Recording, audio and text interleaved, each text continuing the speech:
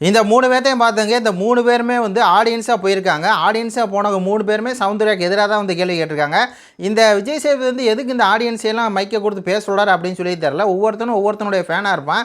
இவங்க 3 பேரும் முகரைய பார்த்தாலே தெரியுது இவங்க 3 பேரும் முத்துக்குமரன் ஃபேன்ஸா தான் இருப்பாங்க அப்படின்னு சொல்லி அவங்க 3 பேருமே சௌந்தர்யாவை டார்கெட் பண்ணி கேட்குறாங்க. அதனால தான் வந்து அதாவது விஜய் சேதுபதியை வாண்டடாக ட்ரிகர் பண்ணியிருக்காங்க. இவர் வந்து கமல் சார்லாம் கேட்கவே மாட்டார். ஆடியன்ஸு அங்கே உட்காந்துருக்கவங்க எல்லாம் கேட்க மாட்டார். ஏன்னா வந்திருக்கவன் பூரா வந்து பார்த்தீங்கன்னா ஒருத்தனோட ஃப்ரெண்டு சொந்தக்காரனாக இருப்பான். அப்படி தான் வந்து பார்த்தீங்கன்னா ஒரு விஷயம் கேவலமாக நடந்து போச்சு. இவரை பாருங்களேன். இவர் என்ன சொல்கிறார் அப்படின்னா, இந்த மாதிரி ராணாவை வந்து சௌந்தர்யா பர்சனல் அட்டாக் வந்து பண்ணிட்டாங்க சார், அதை என்னன்னு கேளுங்க சார் அப்படின்னு சொல்லி இவர் ஒரு பக்கம் ஏற்றி விடுறார். இன்னொரு பக்கம் இந்த இவர் இருக்கார் பார்த்தீங்களா, செஞ்சு வச்ச மாதிரி முத்துக்குமரன் செம்பு மாதிரியே இருக்கார். ஆள் பார்க்கும்போது அப்பட்டமாக தெரியுது. அவர் சொல்கிறாரு அருண் வந்து ஒரு டாஸ்க் கொடுக்குறாரு, அதை வந்து சௌந்தர்யா வந்து செய்ய மாட்டேங்கிறாங்க.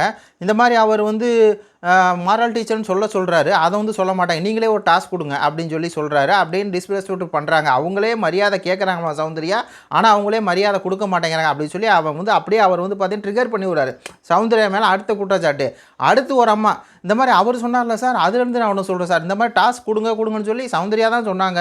அதுக்கப்புறம் டாஸ்க் கொடுத்தா செய்ய மாட்டுறாங்க, இது எப்படி சார் அப்படின்னு சொல்லி இவங்க 3 பேர் சேர்ந்துட்டு என்ன பண்ணுறாங்க அப்படின்னா, இவங்க 3 பேர் எனக்கு என்னமோ வந்து முத்துக்குமரன் செம்பு இல்லாட்டினா விஷால் செம்பு இல்லாட்டினா ராணவ் செம்பாக இருக்கும். இவங்க 3 பேரும் போய் உட்காந்துட்டு சௌந்தர்யாவை பற்றி இல்லாத பொல்லாதமாக சொல்லி ஏற்றி விட்டு அதுக்கப்புறம் என்ன ஆகுது அப்படின்னா, உள்ளே போனால் ரணவ் வந்து கேட்குறாரு. இந்த மாதிரி ரணவ் வந்து சொல்லிகிட்டு இருக்காப்புல சொல்லக்குள்ள சௌந்தர்யா வந்து எதார்த்தமாக சொல்லிடுறாங்க, என் மேலே நம்பிக்கை வச்சாங்க அப்படின்னு சொல்லி உடனே சௌந்தர்யா வந்துருச்சு. நீங்கள் உட்காருங்க சௌந்தர்யா பேசல அப்படின்னு சொல்லி சௌந்தர்யா பேச சொல்கிறாரு. சௌந்தர்யா வந்து அழகாக பேசினாங்க. இந்த மாதிரி வந்து என்னை கேமுக்கு அனுப்புனாங்க, என்னை வந்து நம்பினாங்க, பெண்கள் அணியில் வந்து நான் எல்லா கேமும் இது பண்ணேன் அப்படின்னு சொல்லி சௌந்தர்யா வேறு லெவலில் ஸ்பீச் கொடுத்தாங்க.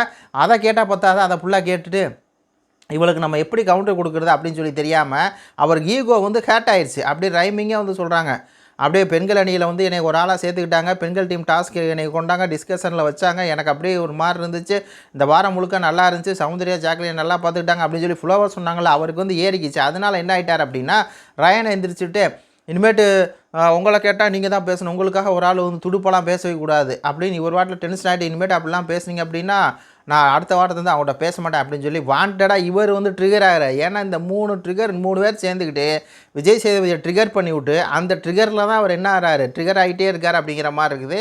இன்னும் வந்து எபிசோட் போக நம்ம வந்து லைவ் அப்டேட் கொடுப்போம். இது கொடுத்துடைய கருத்துக்களை சொல்லுங்கள். நன்றி, வணக்கம்.